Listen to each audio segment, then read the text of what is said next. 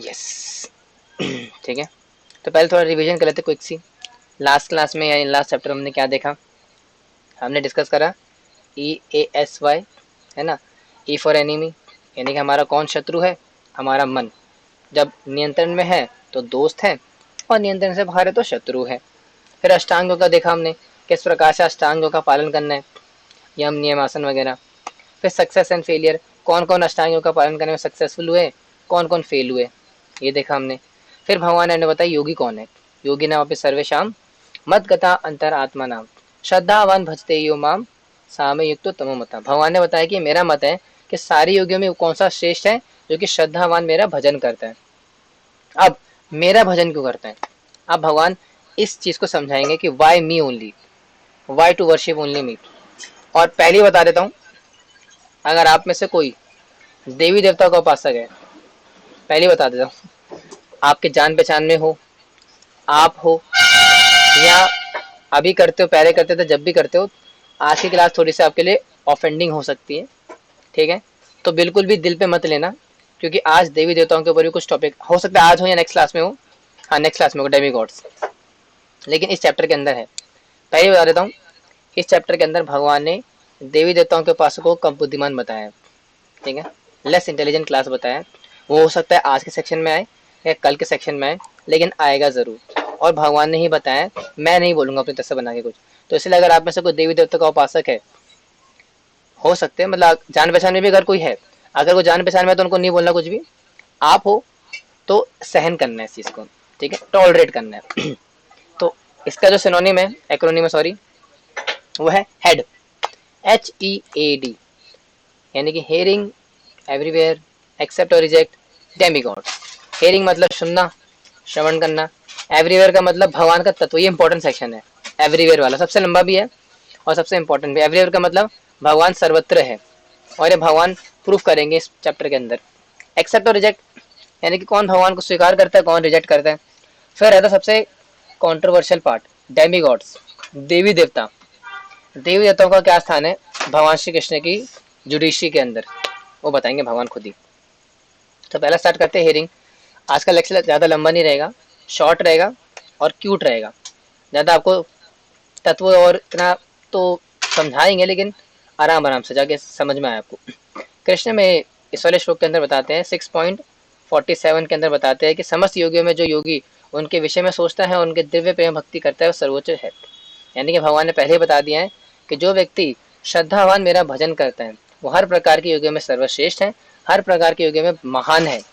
योगी नाम अपनी सर्वेशाम, सारे प्रकार के जितने भी योगी होते हैं, अष्टांग योगी, कर्म योगी, ये योगी, ध्यान योगी, उन सब में से श्रेष्ठ वो है जो कि श्रद्धावान मेरा भजन करते हैं। अब अगले में क्या बता रहे हैं, भक्ति योग के सभी अंगों में श्रवण या भगवान के बारे में श्रवण करना सर्वप्रिय है। इसके द्वारा हम भगवान को पुनः जानते हैं। यानी कि सबसे इम्पोर्टेंट एलिमेंट है हर प्रकार की भजन क्रिया, मतलब जो भी हमारी भक्ति के अंग होते हैं, उनमें से सबसे जो इनमें से सबसे जो इम्पोर्टेंट वाला पार्ट है वो है श्रवण करना, जो कि अभी आप लोग कर रहे हो। सुनना, भगवान के बारे में सुनना, और उससे भी ज़्यादा इंपॉर्टेंट है प्रमाणिक स्रोत से सुनना। इसलिए हम लोग क्या करते हैं, Prabhupada ji his divine grace अभय चरणारविंद भक्ति वेदांत स्वामी प्रभुपाद जी के द्वारा लिखी गई ग्रंथों का श्रवण करने का प्रयास करते हैं, अध्ययन करने का प्रयास करते हैं, ताकि हमारी बुद्धि मन और शुद्ध हो सके। वही भगवान इस श्लोक के अंदर ही बता रहे हैं। क्या बता रहे हैं, श्री भगवान आचा मया सक्ता मना पार्था योगम युजान आदृश योगम जन्मादाश्रया असंशयम समग्रामाम यथा ज्ञास्य तक्षिणु। ठीक है, मैं आसक्त मना पाता, जो मुझ में आसक्त होते हैं, यानी कि मेरे प्रति जुड़ जाता है, ऐसा व्यक्ति श्रवण वगैरह करने के माध्यम से जुड़ता है। यानी कि मैं आसक्त, मुझ में आसक्त होना है। अब कृष्ण को जानने का ज्ञान और विज्ञान क्या है, थोड़ा सा साइंस समझते हैं। साइंस बिहाइंड कृष्णा, और इसके अंदर बहुत डिटेल्ड है, इसलिए पहले ही बता रहा हूँ। हो सके तो नोट्स बना लो, या अगर दिमाग में फिट कर सकते तो और भी अच्छी बात है। समझना चीजों को क्या है।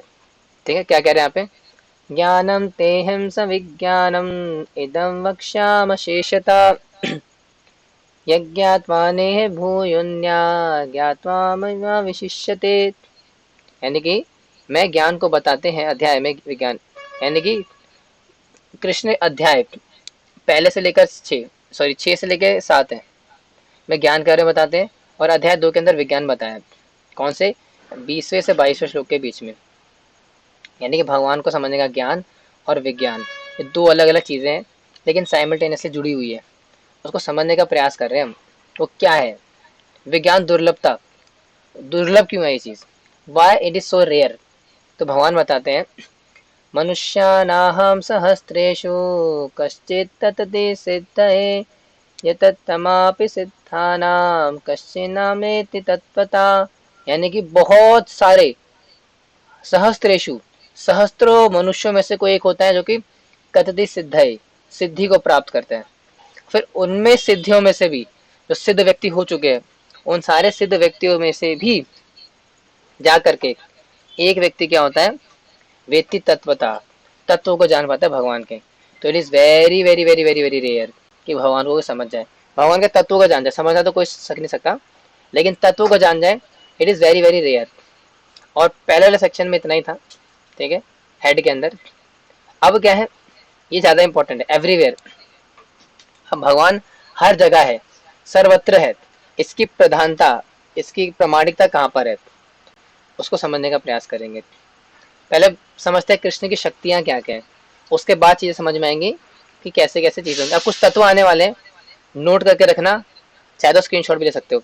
कृष्ण की दो प्रकार की शक्तियाँ होती हैं, परा और अपरा। परा यानी कि इंटरनल एनर्जी, अपरा यानी कि एक्सटर्नल एनर्जी। परा शक्ति है जीवात्माएं, भगवान की अंतरंग शक्तियाँ, राधा रानी, लक्ष्मी वगैरह। और भौतिक यानी कि अपरा शक्ति है दुर्गा माता, यानी कि दुर्गा, भौतिक प्रकृति। और ये 5 प्रकार के तत्व, 8 प्रकार के तत्व है। कौन से? भूमि नरो नलो वायु खम मनो बुद्धिरेव च अहंकार इति ये मीमा भिन्ना प्रकृति रिष्टिदा। कौन कौन सी है? भूमि, जल, अग्नि, वायु, आकाश, मन, बुद्धि, अहंकार। 8 तत्व है भगवान के। ओ ज्यादा आगे निकल गया, पीछे आ जा। ये था अपरा प्रकृति का। और परा प्रकृति यानी कि भगवान की जो इंटरनल एनर्जी है, वो किसकी कॉन्स्टिट्यूट है, किससे बनी है? जीव शक्ति, जो जीवित प्राणी है, आप, मैं, जानवर, पेड़ पौधे, ये सब क्या है? परा प्रकृति का हिस्सा है। अपरा प्रकृति मतलब डेड मटेरियल्स, भौतिक सृष्टि। और परा प्रकृति यानी कि जीवित प्राणी, उन लोगों को परा बोला जाता है, परा प्रकृति यानी कि इंफीरियर और मार्जिनल। ये दो प्रकार की एनर्जीज है भगवान की। उसमें क्या क्या आता है?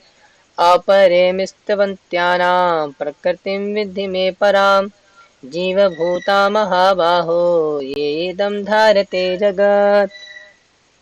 तो क्या कह रहे हैं? ये दम धारते जगत, ये पूरा जगत में जितने भी जीव भूताम, जीव आत्माएं हैं, वो परा प्रकृति का हिस्सा है। अपरा प्रकृति और परा प्रकृति। परा प्रकृति मतलब भौतिक संसार और जड़ वस्तुएं, ठीक है। और सॉरी, अपरा प्रकृति थी। परा प्रकृति यानी कि जीव, लिविंग एंटिटीज, वो परा प्रकृति का हिस्सा है। अब थोड़ा सा शोधन करते हैं। क्या शोधन करेंगे? इन सारे तत्वों के बारे में। पृथ्वी, जल, अग्नि, वायु, आकाश, मन, बुद्धि, अहंकार, ज्ञान, सनातन, आनंद, ठीक है, भौतिक शरीर, सूक्ष्म शरीर, आत्मा। थोड़ा आराम आराम समझाता हूँ।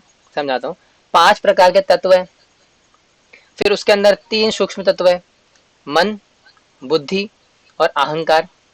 फिर उन्हीं से ही क्या चीजें आती है? ज्ञान आता है, आनंद आता है और इटरनेटैलिटी आती है, सनातनता, ठीक है। फिर उसी के भीतर ये 3 डिवीजन और है, भौतिक शरीर, सूक्ष्म शरीर और आत्मा। ये सारे कनेक्टेड है। कैसे है? फटाफट से बता देता हूँ, नहीं एंड में बाद में बताते हैं, आगे जो आने वाला है। लेकिन ये अलग अलग प्रकार के तत्व है। यानी जो भौतिक सृष्टि का विभाजन है, इस प्रकार से है। पृथ्वी, जल, अग्नि, वायु, आकाश, मन, बुद्धि, अहंकार, आनंद, ज्ञान, सनातन, भौतिक शरीर, सूक्ष्म शरीर, आत्मा। इसी में ही पूरा भौतिक सृष्टि संलग्नित है, पूरी तरह से मिली जुली है। थोड़ा आगे समझेंगे उस चीज को डिटेल में, क्या बताते हैं उसके अंदर भगवान। कृष्ण ही सृजनात्मा को संहार करता है, प्रवाह प्रलसता, यानी कि भगवान ही सृष्टि का निर्माण करते हैं, भगवान ही सृजन करते हैं और भगवान ही संहार करते हैं। कहाँ बता रहे हैं? इस श्लोक के अंदर, मतः परतरन्नानं कश्चित् तदते धनंजया मयि सर्वमिदं प्रोतं सुप्ते मणिगणा इव। क्या कह रहे हैं, कैसे वे इस जगत को चलाते हैं भगवान। वह इस जगत के केवल सृजनकर्ता और पालक ही नहीं, अपितु इस जगत के सार भी हैं। यानी कि भगवान नॉट ओनली इस जगत के पालन करता है, सृजन करता है, बल्कि वो इस जगत के सार भी है। He is the cause of the material creature, how he is telling in this shloka. ठीक है, अच्छा अगला वाला है इसके अंदर, वेदों के अनुसार सृष्टि का सृजन। अब यहाँ से फिलॉसफी शुरू होने वाली है और मैं कोशिश करूंगा कि ना आज इसी के एंड तक ही खत्म कर दूं। क्यों? क्योंकि इसके आगे फिर आपका थोड़ा सा मुश्किल हो जाएगा आपको। तो सृष्टि का सृजन कैसे हुआ, how the creation starts, universe start कैसे हुआ, थोड़ा समझने का प्रयास करते हैं। श्रीमद् भागवतम इसके बारे में क्या कहती है, तीसरा स्कंद और अन्य संदर्भ के अंदर भी आता है। पहले समझते हैं पदार्थ और तत्वों की मूल रचना, यानी किस प्रकार से पदार्थ बने और तत्व निकल करके आए। ठीक है, ब्रह्मा द्वारा, यानी कि ब्रह्मा द्वारा जो होता है गौण निर्माण होता है और श्री विष्णु द्वारा सूक्ष्म निर्माण होता है। यानी कि ब्रह्मा जी क्या करते हैं, एक बहुत बड़े लेवल पे सृजन कर देते हैं सृष्टि का, फिर भगवान विष्णु उसके अंदर जो सूक्ष्म चीजें होती हैं उसकी रचना करते हैं। और सबसे पहले क्या देख रहे हैं हम, पदार्थ और तत्व, ये कैसे आए एग्जिस्टेंस के अंदर। ये भगवद गीता के अंदर नहीं आता, ये अलग से आपको समझाने के लिए बताया गया है भागवतम के अंदर उसको निकाला गया है। क्या बोल रहे हैं, सभी जीवों के स्वामी पूर्ण पुरुषोत्तम भगवान सृष्टि के सृजन के पहले भी व्याप्त थे। ठीक है, क्योंकि अब सृष्टि से पहले अगर भगवान का एग्जिस्टेंस नहीं रहा तो फिर भगवान किस काम के रहे हुए है ना, इसलिए भगवान का एग्जिस्टेंस सृष्टि से पहले है। ठीक है, उसके बाद सृष्टि आती है, उनके बाद।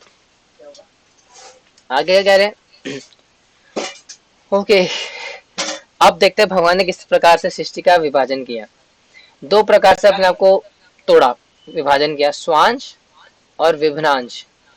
स्वांश का मतलब स्वामी रूप में, पुरुषोत्तम रूप में आते हैं, और विभिन्नांश का मतलब सेवक, सेवक के रूप में, जीव के रूप में। यानी कि भगवान दो रूप में विस्तार करते हैं, एक तो है पुरुषोत्तम स्वामी के रूप में और सेवक के रूप में, जीव के रूप में, जैसे कि हम लोग आदान प्रदान करने के नाते। ठीक है, इसके बावजूद भी भगवान भगवान रहता है, जीव जीव रहता है, लेकिन दो प्रकार से डिवीजन होता है, स्वांश का और विभिन्नांश का। स्वांश का मतलब भगवान और विभिन्नांश का मतलब जीवक, जीविक। ठीक है, आगे कह रहे हैं, अहम सर्वस्य प्रभु मता सर्व प्रवर्तते, मैं सभी का प्रभु हूँ और मैं हर जगह व्याप्त हूँ। वही कह रहे हैं, अनगिनत जगतों का निर्माण करने के लिए कृष्ण स्वयं को महाविष्णु के रूप में विस्तारित करते हैं। ठीक है, जब इस भौतिक सृष्टि का निर्माण करना होता है, इस मटेरियल या मटेरियल वर्ल्ड को स्टार्ट करना होता है, तब क्या करते हैं भगवान, अनगिनत जगतों का निर्माण करने के लिए अपने आप को भगवान श्री विष्णु के रूप में विस्तरित करते हैं, महाविष्णु के रूप में। ठीक है, भगवद गीता के अंदर इसकी पुष्टि भी होती है। और हमारा संपूर्ण जगत बोरे में भरे एक श्वेत सरसों के बीजों में एक सरसों के बीज के समान है। यानी कि एक बहुत बड़ा सा बोरा है जिसमें कि कई सारे सरसों है, और उन बहुत सारे सरसों में से एक सरसों हमारा है, सरसों का दाना, और वो है हमारा पूरा भौतिक ब्रह्मांड, पर्टिकुलर हमारा ब्रह्मांड। और भगवान विष्णु दिख रहे सामने, और दिख रहे सारे अंडे गोलाकार, ये सारे ब्रह्मांड है जो कि भगवान के शरीर से निकल रहे हैं। अनंत अनंत कोटि ब्रह्मांड जो कि भगवान के शरीर से निकल रहे हैं, महाविष्णु के शरीर से। आप सोच सकते हैं हम लोग कितने ज्यादा छोटे लोग हैं और भगवान कितने विशाल है। ये सारे ब्रह्मांड है, ये पूरा यूनिवर्स है, एक एक दो तीन, ये सारे यूनिवर्सेस है जो कि भगवान के शरीर से निकल रहे हैं। ठीक है, अब थोड़ा सा बैक में चलते हैं इतिहास में। नवरात्र चल रहे हैं, दुर्गा माता का सीजन चल रहा है, तो थोड़ा उनके बारे में जानते हैं कि उनका भगवान से क्या लेना देना है। भगवान विष्णु अपनी दृष्टि से सभी जीवों को दुर्गा के गर्भ में स्थानांतरित करते हैं। यानी कि जब भौतिक सृष्टि का निर्माण होता है तो किस प्रकार से सृष्टि तक भगवान की शक्ति पहुंचती है, दुर्गा माता के स्थान से माध्यम से। भगवान श्री कृष्ण स्थानांतरित करते हैं बीज को माता दुर्गा के ऊपर अंदर। फिर उसके बाद क्या होता है, शिव और दुर्गा भौतिक जगत के जीव के माता पिता है। पहले मैं समझा देता हूँ आपको, पहले पढ़ता हूँ फिर समझाता हूँ। ठीक है, जहां डाउट होगा अन्य पूछ लेना। राधा कृष्ण लक्ष्मी नारायण आध्यात्मिक जगत के जीव के सनातन माता पिता है। सुनो, राधा कृष्णा लक्ष्मी नारायण आध्यात्मिक जगत के अंदर व्याप्त है। राधा कृष्ण लक्ष्मी नारायण के रूप में आते हैं आध्यात्मिक जगत के अंदर। पहली चीज समझ में आई। अब आता है भौतिक जगत, हमारा वाला। अब जब भौतिक जगत शुरू होना है ना, तो भगवान भौतिक जगत के अंदर माया के संपर्क में नहीं आते, क्योंकि माया क्या है, इंफीरियर एनर्जी भगवान की। जैसे एग्जाम्पल दिया जाता है पत्नी का और नौकरानी का। तो जो पत्नी होती है, पति हमेशा पत्नी को समझाता है, नौकरानी से बात नहीं करता। क्यों? जस्ट बिकॉज डिस्टेंस रखता है उससे। उसी प्रकार से जो भौतिक प्रकृति, भौतिक शक्ति है भगवान की, नौकरानी के समान है, और जो आध्यात्मिक शक्ति है वो पत्नी के समान है। आध्यात्मिक शक्ति कौन है? लक्ष्मी, भगवान की पत्नी। और भौतिक शक्ति कौन है? दुर्गा, पार्वती, जो कि नौकरानी के रूप में, ऐसा सेविका के रूप में भगवान की रहती है। अब भगवान पार्वती के संपर्क में कभी नहीं आते, वो आते हैं सिर्फ लक्ष्मी के संपर्क में। ठीक है, लेकिन सृष्टि कैसे शुरू करनी है? फिर सृष्टि का भी तो सृजन करना है, तो उसके लिए भगवान पार्वती माता को निकालते हैं, मतलब लक्ष्मी माता का विस्तार होता है एज पार्वती, दुर्गा के रूप में। और फिर भगवान विष्णु स्वयं तो दुर्गा के संपर्क में नहीं आ सकते, माया के संपर्क में, नौकरानी है, तो क्या करेंगे? शिव जी के रूप में अपना विस्तार करते हैं, लॉर्ड शिवा।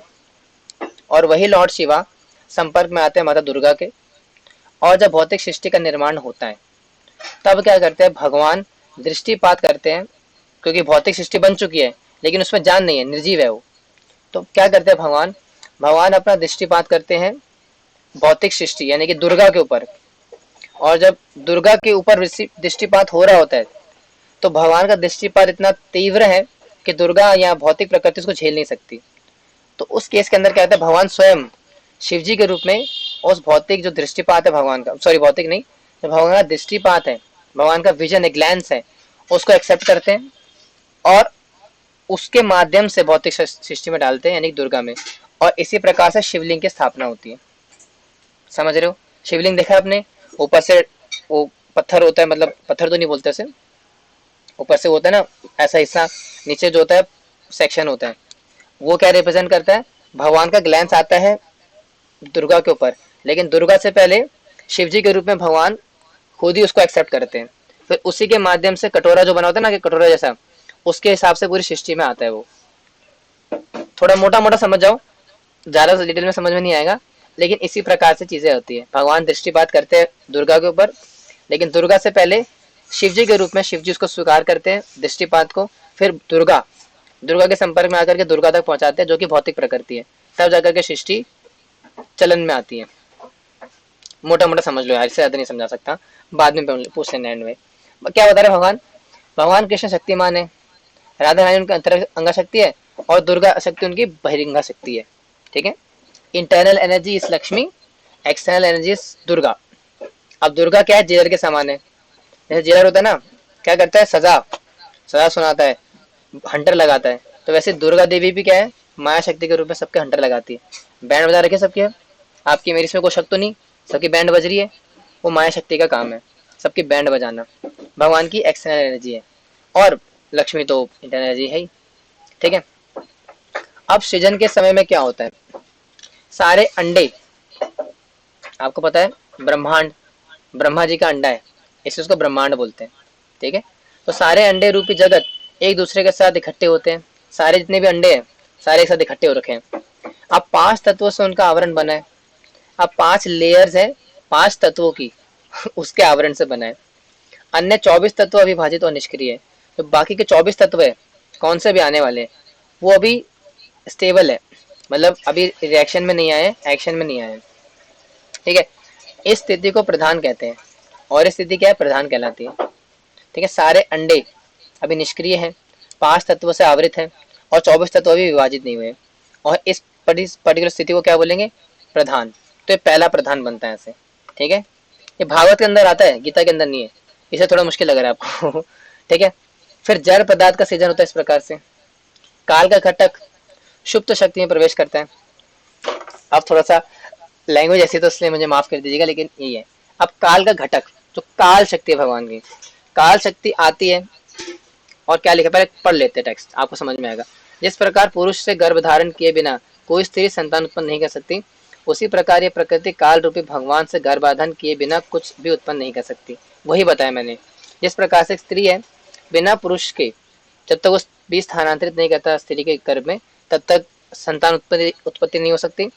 उसी प्रकार से जब भगवान का दृष्टिपात काल शक्ति के रूप में, काल घटक के रूप में इस भौतिक सृष्टि, पहला प्रधान क्या है, जिसमें कि 5 तत्व आते हैं जो कि अभी निष्क्रिय नहीं है, सॉरी स्टेबल है, सॉरी आवृत है।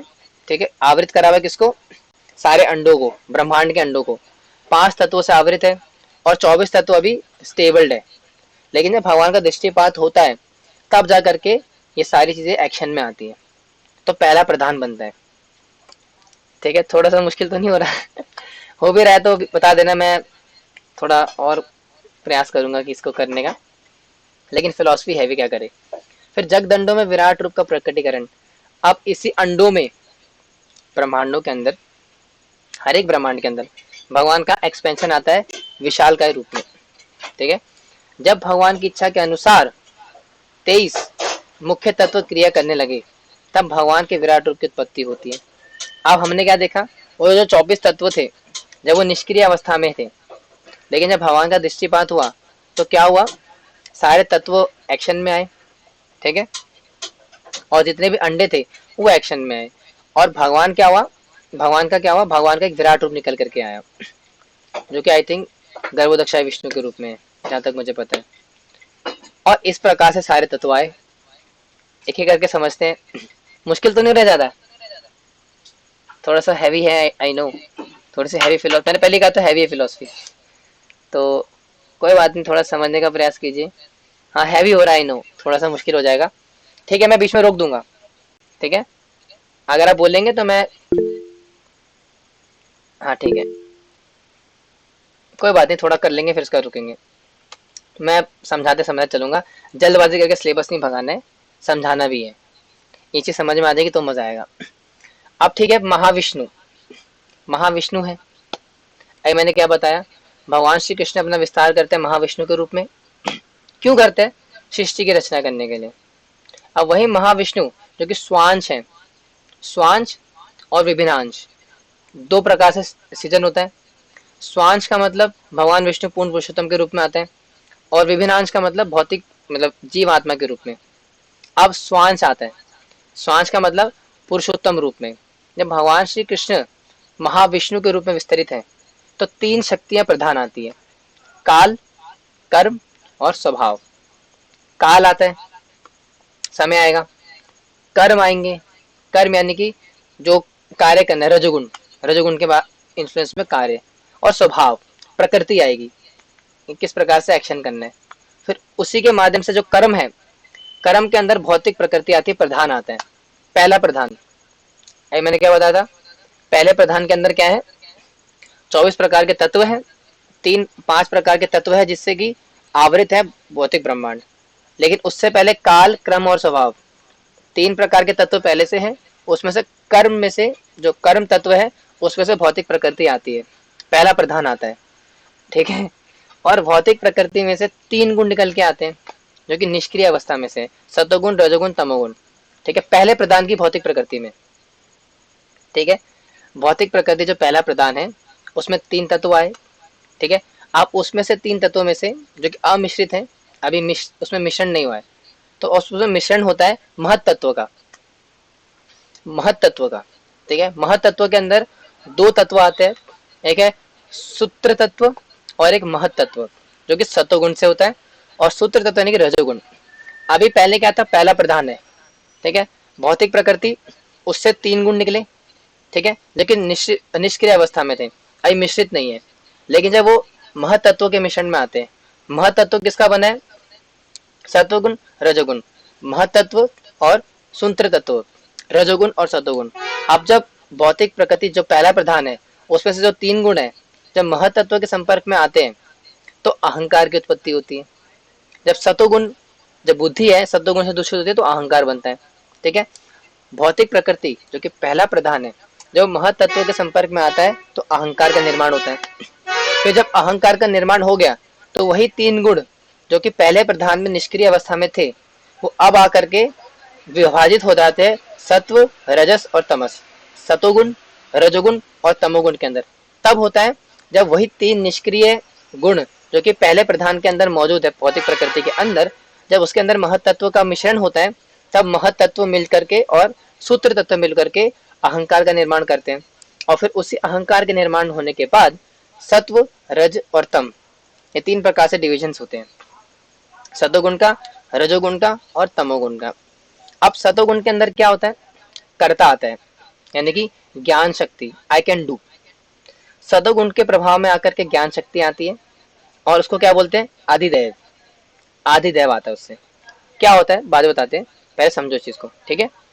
दूसरा तत्व है रजस, रजोगुण। रजोगुण से आता है कारण, क्रिया शक्ति, ठीक, किसके पीछे का कॉज क्या है, और ये आध्यात्म है, ठीक है।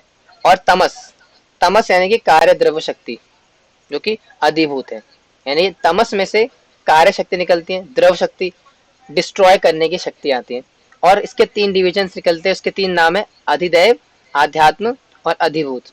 अधिदैव का मतलब शुरुआत, ज्ञान के रूप में, नॉलेज के रूप में। आध्यात्म का मतलब क्रियाशील, क्रियाशील हो गई। और अधिभूत का मतलब तमस, यानी कि डिस्ट्रॉय करने की पोटेंसी। फिर इसी में से ही पहले सत्व में से जो कर्ता आया, कर्ता कन्वर्ट हुआ आदिदेव के अंदर, उसको आदिदेव बोला गया। और आदिदेव में से मन आया, मन और इंद्रियां आई, ठीक है। मन और इंद्रियां आई किससे, कर्ता प्रधान में से, जो कि सत्व में आ रहे हैं। और रजस में से क्या आया, जो कि कारण शक्ति, अध्यात्म शक्ति है, उससे प्राण, इंद्रियां और बुद्धि आई। प्राण किससे आता है, रजस से आता है। फिर तमस आया, तमस कार्य द्रव्य शक्ति है, जो कि अधिभूत कहलाती है। उससे आते हैं चार प्रकार की तन्मात्राएं, पांच प्रकार की तन्मात्राएं और पांच प्रकार के तत्व आते हैं। तन्मात्राएं वही शब्द, स्पर्श, रूप रस गंध। और पांच तत्व आते हैं, पृथ्वी जल अग्नि वायु आकाश, ठीक है। अब इधर आ जाओ लेफ्ट साइड में, क्या बता रहे, शब्द, रूप, रस, गंध और स्पर्श। अब ये पांच तंत्र है, कौन से, तन्मात्र है और पांच तत्व है। अब पांच तन्मात्र और पांच तत्व आपस में जुड़े हुए, कनेक्टेड है। किस प्रकार से, शब्द आता है आकाश तत्व से, स्पर्श आता है वायु तत्व से, रूप आता है, सॉरी उल्टा बोल दिया, शब्द, शब्द आकाश तत्व में कन्वर्ट होता है, आकाश तत्व से आता है, ठीक है, हवा है ना। आकाश तत्व से शब्द आए, ब्रह्म। फिर आकाश तत्व से स्पर्श उत्पन्न होता है, फिर स्पर्श से वायु आती है, वायु तत्व। फिर वायु से रूप आता है, फिर रूप से अग्नि कन्वर्ट होती है, फिर अग्नि से रस आता है, फिर रस से जल की उत्पत्ति होती है, फिर जल से गंध आता है, फिर गंध से पृथ्वी। तो पांच प्रकार के तन्मात्र और पांच प्रकार के तत्व ये आपस में कनेक्टेड है, इस प्रकार से उनका सृजन होता है। बोर तो नहीं हो रहे ना इस प्रकार से सृजन होता है। फिर वही इंद्रियां, और इंद्रियों के देवता भी होते हैं अलग अलग प्रकार के। जैसे कान का देवते हैं, कान के देवता है दिग देवता, आंख के हैं सूर्य, त्वचा का वायु, नाक का अग्निश कुमार, जीवा का वरुण, हाथ का इंद्र, पैर का उपेंद्र, वाणी का अग्नि, गुदा का मित्र, उपस्थ का प्रजापति। समझ में आया, मोटा मोटा, ऑनेस्टली बताना, नहीं आया, ठीक है। थोड़ा दो स्लाइड और कर लेते हैं, फिर ज्यादा प्रेशर नहीं डालेंगे आपके ऊपर, फिर एंड करते हैं, नेक्स्ट क्लास में कर लेंगे, कोई नहीं। लेकिन फिलॉसफी यही है, ठीक है। अब समझना तो पड़ेगा ना भैया, पढ़ना तो है।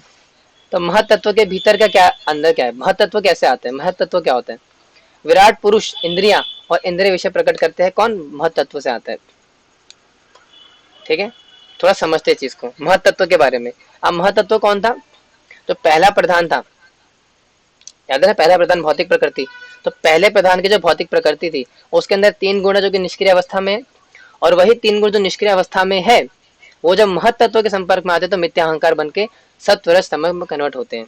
आप उसी का विश्लेषण कर रहे हैं यहाँ पे, ठीक है। महत तत्व अहंकार से दूषित हुआ, अहंकार मिला उसके अंदर, तो अहंकार मिल गया तो क्या हुआ, सत्व रज तम में कन्वर्ट हो गया। सत्व से मन आया, रज से बुद्धि आई, तम से सूक्ष्म तत्व आए और स्थूल तत्व आए, ठीक है। फिर सत्व से जो मन आया उससे इंद्रिय देवता बने, इंद्रिय देवता में कन्वर्ट हुआ। रज से क्या आया था, बुद्धि आई, बुद्धि से इंद्रिय आई और इंद्रिय से इंद्रिय अव्यय आया, इंद्रिय का कन्वर्जन आया, ठीक है। और तमस से क्या आया, सूक्ष्म तत्व और स्थूल तत्व आए, ठीक है। उसके बाद विराट रूप और देदारी जीव आए, और इस प्रकार से रज से फिर विराट रूप आया भगवान का और देदारी जीव आए। तो ये पूरा साइकिल चल रहा है उस हिसाब से, ठीक है। आगे क्या बता रहे हैं, भगवान प्रत्येक जगत अंड में है, ठीक है। विराट रूप में प्रवेश करते हैं। यानी कि अभी सारे ब्रह्मांड, सारे अंडे सारे प्रिपेयर्ड हो चुके, बन चुके। अब ये सारे अंडे जो बने, इसके अंदर भगवान को भी तो प्रवेश करना पड़ेगा ना, तभी तो भौतिक सृष्टि चलेगी। तो संपूर्ण भौतिक शक्ति अर्थात महतत्व की सृष्टि कर लेने के बाद तथा इंद्रियां और इंद्रिय विशेष समेत विराट रूप को प्रकट कर लेने पर परमेश्वर इसके भीतर प्रवेश होते हैं। क्यों? कंट्रोल करने के लिए, ताकि इसको कंट्रोल में लाना है ना, सृजन करना है, इसका पालन करना है। तो कैसे करेंगे? भगवान इस अंडे के अंदर आते हैं। किस रूप में आते हैं? प्रत्येक ब्रह्मांड में वही महाविष्णु गर्भोदक्ष विष्णु के रूप में प्रवेश करके अनंत शेष पर शयन करते हैं। वही महाविष्णु जिनसे, जो कि स्वांश और विभिन्न अंश में कन्वर्ट हुआ, फिर कैसे महतत्व भौतिक प्रकृति, तीन प्रकृति जो कि अभी निष्क्रिय अवस्था में, फिर महतत्व में कन्वर्ट हुई, फिर उससे अहंकार आया, फिर सत्व रज तम आए, फिर पहला प्रधान बना वो। ऐसे करते करते पूरा ब्रह्मांड की रचना हुई। फिर पूरे ब्रह्मांड की रचना होने के बाद भगवान खुद भी तो प्रवेश करेंगे, तो भगवान उसके अंदर प्रवेश करते हैं खुद से। अच्छा, तो वही बता रहे हैं यहाँ पे। तो भगवान श्री कृष्ण से महान विष्णु आए, जो कि जगत के स्रोत हैं। सारे ब्रह्मांड उससे आए, सारे अंडे निकल करके। फिर जब उन्हीं महाविष्णु से सभी ब्रह्मांडों के भीतर उपस्थित गर्भोदक्ष विष्णु के रूप में रहे, ठीक है। यानी कि महाविष्णु ब्रह्मांड के बाहर रहते हैं, इस भौतिक सृष्टि से बाहर। फिर जब सृष्टि का सृजन करते हैं तो अपना विस्तार करते हैं महा गर्भोदक्ष विष्णु के रूप में इन सारे ब्रह्मांडों के अंदर, ठीक है। और फर्दर क्या होता है? क्षीरोदक्ष विष्णु हृदय में परमात्मा रूप में रहते हैं, ठीक है। महाविष्णु सृष्टि का सृजन करते हैं चारों तरफ से निकल करके, फिर उसके अंदर गर्भोदक्ष विष्णु के रूप में रहते हैं सृजन करने के लिए, और परमात्मा के रूप में हृदय में रहते हैं, ठीक है। विष्णु सस्त त्रिरूपाणी पुरुषाखेन यतो विदु एकम तो महत्तत्व शिष्टा द्वितीयम तुंडिस्थितम तृतीयम सर्वभूतस्ते तानि ज्ञात्वा विमुच्यते, ठीक है। प्रत्येक ब्रह्मांड में वही महाविष्णु गर्भोदक्ष विष्णु के रूप में प्रवेश करके अनंत शेष पर शयन करते हैं, ठीक है। ओके, महतत्व के गर्भ में प्रवेश किए सारे जीव सही ब्रह्मांडों में गर्भोदक्ष विष्णु के अवतार के साथ विभाजित हो जाते हैं और भगवान के साथ ब्रह्मा के जन्म के होने तक शयन करते हैं। यानी कि जब पूरी भौतिक सृष्टि का एंड आता है, जब पूरी भौतिक सृष्टि फिनिश्ड हो जाती है, तब जाकर के भगवान उस सारी जीव आत्माएं भगवान विष्णु के अंदर जाकर शयन करने लगती है, ठीक है। इस प्रकार से पूरा चलता है। ओके, तो मैं एक चीज पूछता हूँ, ठीक है, आई पूछता हूँ। गर्भोदक्ष विष्णु की नाभि से 1000 सूर्यों की भांति प्रकाशमान एक कमल पुष्प प्रकट होता है, ठीक है। और यह कमल पुष्प सभी बद्ध जीवों का आश्रय है, और इस कमल पुष्प से प्रकट होने वाले पहले जीवात्मा सर्वशक्तिमान ब्रह्मा थे। और इन्हीं गर्भोदक्ष विष्णु से, जो कि इन सब के ब्रह्मांडों के अंदर निकलते हैं, इन्हीं में से ब्रह्मा जी प्रकट होते हैं भगवान विष्णु के नाभि से, गर्भोदक्ष विष्णु के नाभि से। अच्छा, आप सबसे पूछता हूँ, शैल आई कंटिन्यू, आगे बढ़ूं या और शैल आई शॉर्ट स्टॉप? अपनी राय दीजिए, क्या मुझे आगे बढ़ना चाहिए? समझ में आ रहा है तो, अगर नहीं आ रहा तो you can stop me here, क्योंकि मैं नहीं चाहता हूँ कि मैं आगे बढ़ता चले जाऊँ और सब दिमाग के ऊपर से निकल जाए। कंटिन्यू रखें, एक सेकेंड, थोड़ा थोड़ा आया, थोड़ा थोड़ा ही आया, कोई बात नहीं, ठीक है, कंटिन्यू करते हैं फिर। समझाते अच्छे से। हालांकि जितना भी आ रहा है उसको एक्सेप्ट करो, पूरा तो बाद में, उसके बाद ही आएगा समझने के, ठीक है। और जब यूट्यूब पे लेक्चर आएगा तो सुन लीजिएगा, आसानी से समझ में आ जाएगा। तो प्रभुपाद जी क्या बता रहे हैं? आध्यात्मिक जगत में कोई सर्ग और विसर्ग नहीं होता, केवल भौतिक जगत में सर्ग और विसर्ग होते हैं। सर्ग और विसर्ग का मतलब दुख और हानि के शायद बात हो रही है यहाँ पे, ठीक है। संपूर्ण विराट जगत मेरे अधीन है, यह मेरी इच्छा से बारंबार स्वतः प्रकट होता रहता है और मेरी तरह की इच्छा से अंत में विनिष्ट हो जाता है। यानी कि मेरे से ही शुरुआत होती है और एंड भी मुझ में आकर के होता है। भगवान बता रहे, प्रकृतिम स्वामिदिष्टाया विसृज्यामि पुनः पुनः भूतग्रामिमं कृत्सन मम वंशा प्रकृति सर्वशात।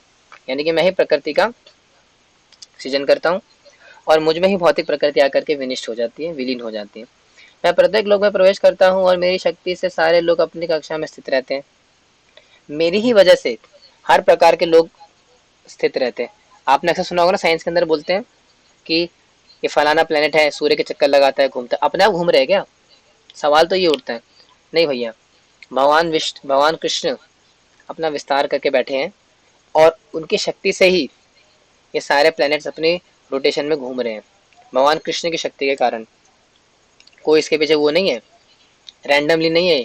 ठीक है, भगवान की शक्ति है ये, जो भगवान की शक्ति के माध्यम से चल रहा है ये।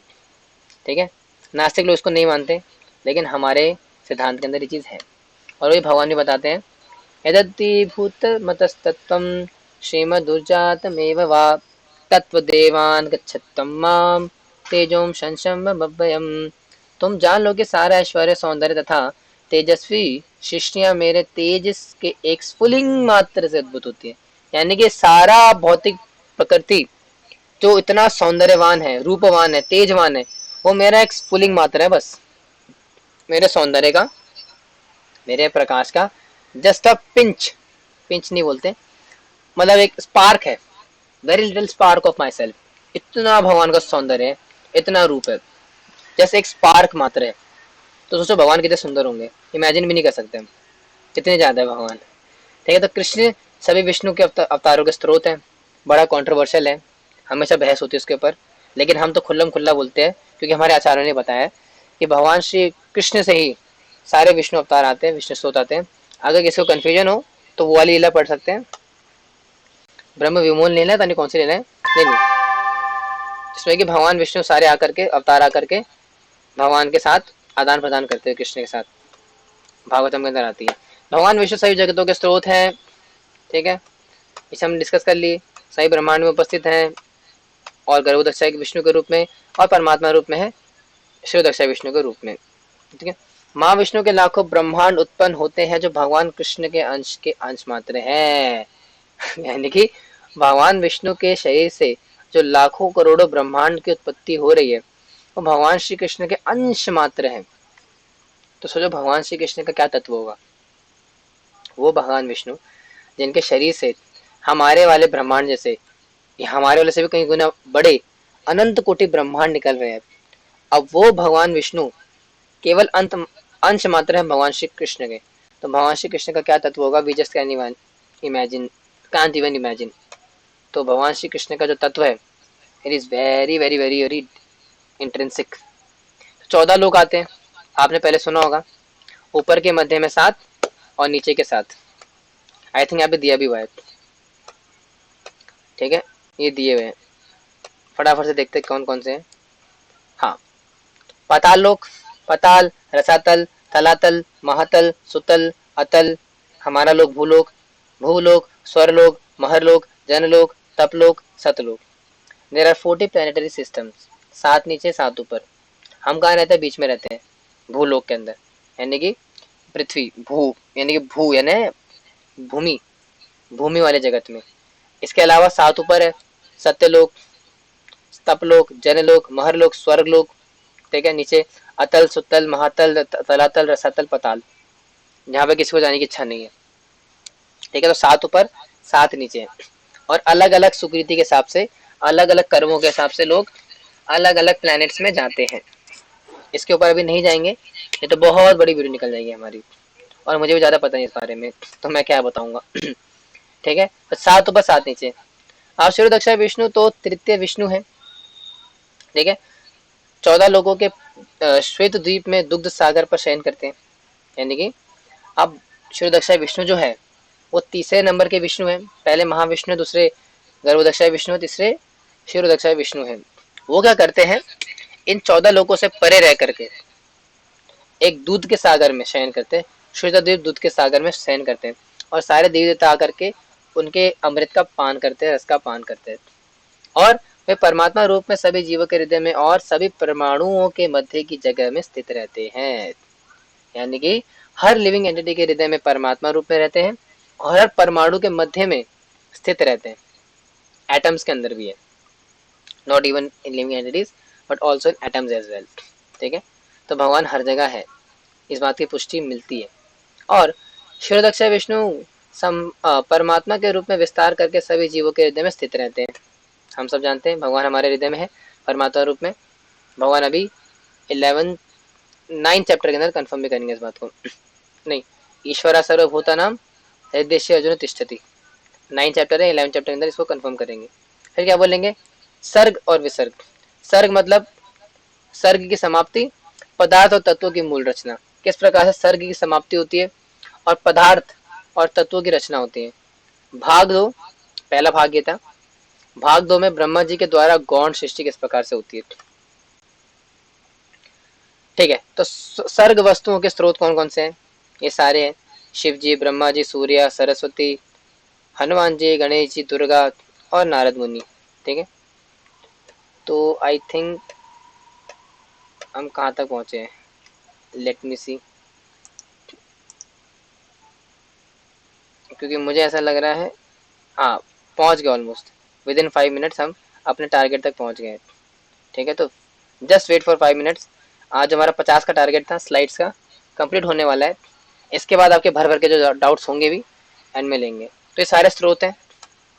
ठीक है, मैं आदि पुरुष उन श्री गोविंद का भजन करता हूँ जो अपने नित्य वृंदावन धाम में सदैव वेणु बजाते रहते हैं, जिनके नेत्र कमल दल के समान विशाल है, जो मेरुकुट मोर मुकुट धारण करते हैं, जिनका श्री विग्रह श्याम मेघ के समान मनोहर है, एक एवं जिनकी शोभा करोड़ों कामदेवों की उपेक्षा भी विशेषकर मनोहर है। ऐसे भगवान श्री विष्णु का मैं भजन करता हूँ। कौन बताते हैं, ब्रह्मा जी बताते हैं ब्रह्म संहिता के अंदर। एक श्लोक आता है, मैं बोल रहा हूँ, आदि अनंत रूपा लाल पटरे लाल पटया, ऐसे करके श्लोक आता है। आदि अनंत शूप शेष रूप गोविंद काल चक्रो गोविंदमादि पुरुषम तमहम भजामी, ऐसे करके श्लोक आता है। मैं याद करके सुनाऊंगा आपको। ठीक है, तो क्या बता रहे हैं, भगवान ब्रह्मा के अज्ञानता की रचना की, लेकिन वे मानव जाति को वैदिक ज्ञान भी प्रदान करते। यानी कि भगवान ने ब्रह्मा जी का अज्ञानता की रचना की और मानव जाति के ऊपर ज्ञान भी प्रदान किया, नॉलेज भी दी। कैसे दी, परंपरा के माध्यम से। यानी कि पहले भगवान श्री कृष्ण ने ब्रह्मा जी को नॉलेज दी। हम सब जानते हैं ब्रह्मा जी ने क्या करा, जब भौतिक सृष्टि का निर्माण हुआ तो क्या बोला, तप, तप बोला। और तप बोला तो भगवान श्री विष्णु प्रकट हुए, उन्होंने उनको चारों वेदों का ज्ञान दिया। और वही वेदों का ज्ञान ब्रह्मा जी के माध्यम से ट्रेवल होते होते आज प्रभुपाद जी की कृपा से हमें प्राप्त हुआ है, और वही ज्ञान लेने का हम प्रयास कर रहे हैं। प्रभुपाद जी ने जो हमें एज इट इज दिया है। और क्या कह रहे हैं, भगवान ब्रह्मा वेदों के पहले प्रतिपारक हैं और वे इन्हें सांसारिक प्राणियों को सौंपते हैं। पहले होल्डर है वेदों के, वो है ब्रह्मा जी, और ब्रह्मा जी के माध्यम से इस भौतिक सृष्टि के अंदर आता है। ठीक है, ओके, यस। तो यहाँ के बाद जो अगला सेक्शन आ रहा है वो आता है भगवान का सर्वव्यापी होना। ठीक है, 50 रसो हम पशु कौन थे। अब भगवान यहाँ से क्या आगे बताने वाले हैं कि मैं स्वाद का टेस्ट, अब भगवान अपनी विभूतियां बताएंगे। अभी तत्व बता दिया, अब भगवान ऐसे अपनी विभूतियां बताएंगे कि फलाना ढिमकाना हूँ मैं, और उसमें टेस्ट हूँ, पानी का स्वाद हूँ, विभूतियां बताएंगे अपनी। तो ये हम कोशिश करेंगे कल, यानी कि नेक्स्ट क्लास में डिस्कस करने की। आज की क्लास बहुत ज़्यादा हैवी हो चुकी है, आप सभी थक चुके होंगे, दिमाग भी थक चुका होगा, और दिमाग को रेस्ट चाहिए, नहीं तो सारा निकल जाएगा दिमाग से। ठीक है, तो आज के लिए इधर ही रखते हैं और रिकॉर्डिंग को करते हैं पॉज।